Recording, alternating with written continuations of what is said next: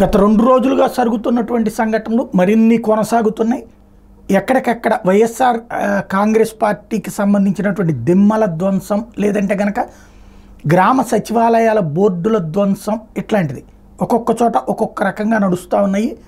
వివిధ సంఘటనలలో అక్కడ తీవ్రమైనటువంటి ఆగ్రహావేశాలతో జరిగిపోతున్నటువంటి ఘటనలు, ఇక్కడ వైఎస్ఆర్ కాంగ్రెస్ పార్టీ కార్యకర్తలు బేతావాహులై ఆ ప్రాంతాలలో కనిపించకుండా ఉండేటటువంటి పరిస్థితి అయితే నెలకొనుంది. తాజాగా జరిగినటువంటి 2 సంఘటనలు ఏవైతే వైరల్ అవుతున్నాయో, ఒకటి దిమ్మ ధ్వంసం, ఆ సందర్భంగా దుర్భాషలాంశం, రెండవది ఏదైతే గ్రామ సచివాలయం ధ్వంసం, ఆ దృశ్యాలు ఒకసారి చూద్దాం.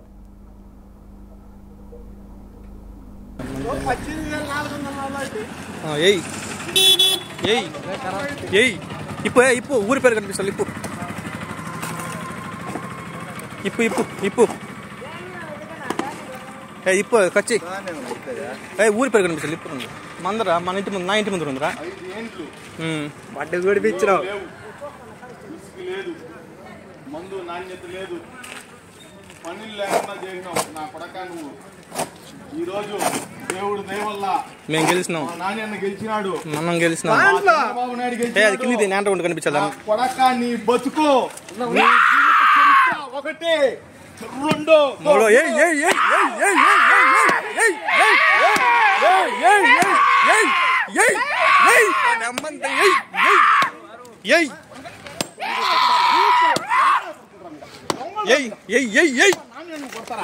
లంజా కొడుకు నమ్మంతంగా వీళ్ళు ఏంట్రా నమ్మంతంగా ఏరా నమ్మంతంగా ఏరా నమ్మంతంగా ఏంట్రా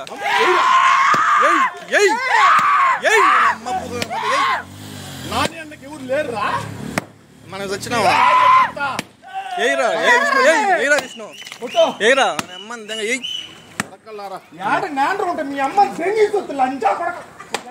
నమ్మంతంగా ఏరా నమ్మంతంగా ఏరా అడిగిన దొంగ నమ్మంత.